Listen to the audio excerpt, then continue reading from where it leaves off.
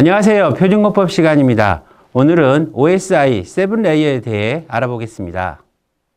오늘날 우리는 인터넷을 매우 자연스럽게 접하며 어떤 일에 대하여 찾아보거나 자료가 필요하다면 간단하게 인터넷을 통해 확인할 수 있습니다. 그렇다면 흔하게 말하는 인터넷의 본질은 무엇일까요? 간략하게 서버와 클라이언트 간의 응답 과정 또는 클라이언트와 클라이언트 간의 응답 과정 정도로 생각해 볼 수 있을 것 같습니다.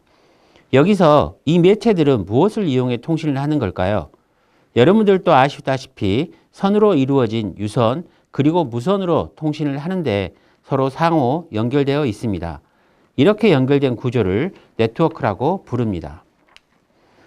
그럼 네트워크 간의 통신은 어떻게 이루어질까요?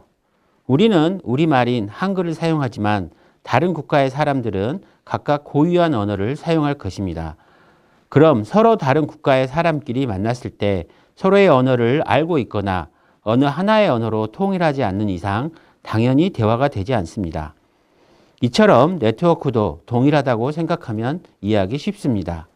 예를 들면 A라는 곳에 네트워크를 이용하여 인터넷을 사용하고 있고 B라는 네트워크에 있는 자료를 들여다보거나 가져오려 합니다.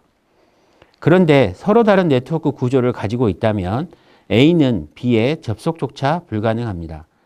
접속을 하려면 B의 네트워크 구조에 맞춰야 하는데 이러한 경우가 한 번이 아닌 10번, 100번, 1000번, 10,000번이라면 그때마다 맞춰야 하는 번거로움 뿐만 아니라 그에 따른 비용 손실을 생각하면 불가능이라고 생각합니다.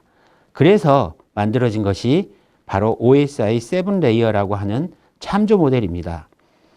말 그대로 네트워크를 구성할 때 참조할 뿐 무조건 따르지 않아도 좋지만 다르게 만들었을 경우 일반 네트워크와 통신을 보장할 수 없다라는 것입니다.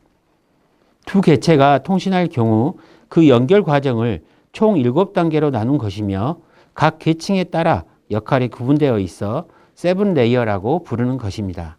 그럼 앞에 붙어 있는 OSI라는 것은 무엇이냐면 오픈 시스템 인터컬렉션입니다. 개방형 시스템 상호 연결이라는 뜻인데요.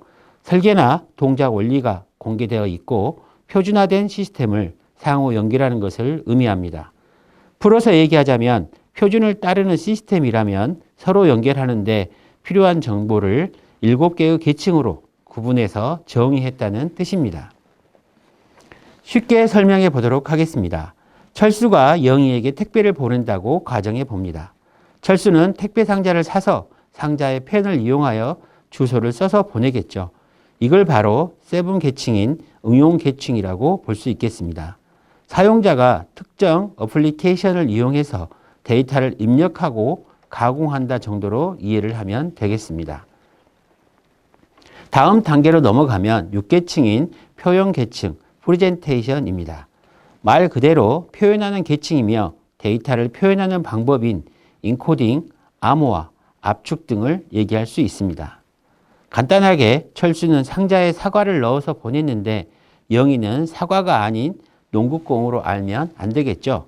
이처럼 서로 다른 시스템이 통신을 하는데 수신 측에서도 문제없이 데이터를 받아야 하기 때문에 내가 보내는 데이터를 상대방도 알 수 있도록 공통된 표준에 맞춰 변형해서 보내는 것입니다.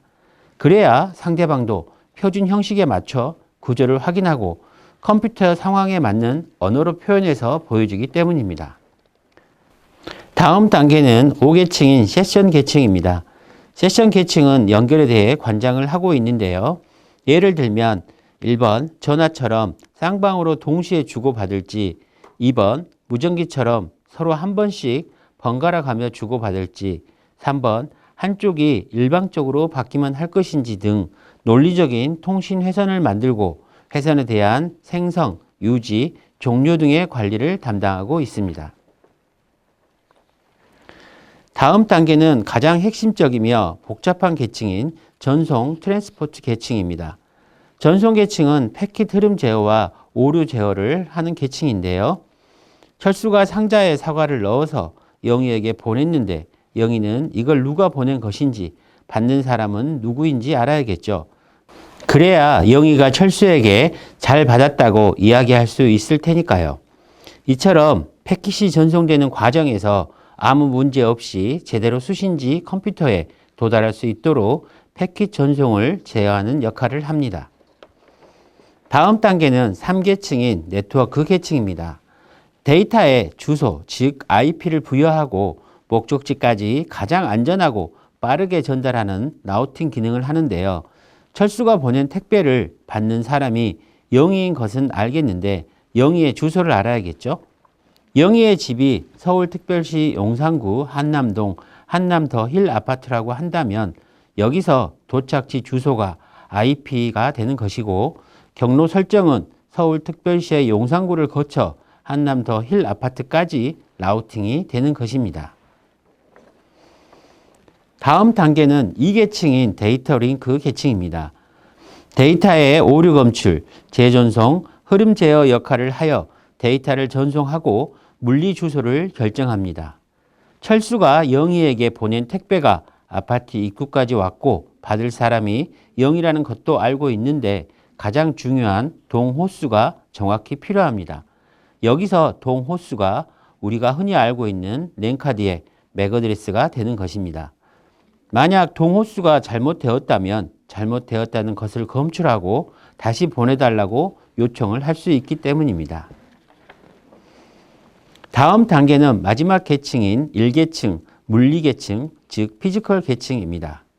물리계층은 디지털 신호를 전기 신호로 전송하는 내용이라고 이해하시면 되겠습니다.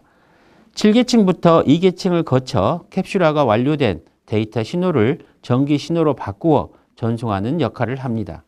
컴퓨터는 전기로 데이터를 정의하며 전기가 흐른다, 흐르지 않는다 두 가지로 구분하기 때문입니다. 전송된 데이터를 이진수의 전기 신호로 바꾸어 전송시키고 있으며 랜 케이블, 동축 케이블, 광 케이블 등 물리적 계층에 해당됩니다. 지금까지 OSI 7레이어가 무엇인지, 구동 방식은 어떻게 되는지에 대해 알아보았습니다. 오늘 하루도 힘차게 보내시기 바랍니다. 감사합니다.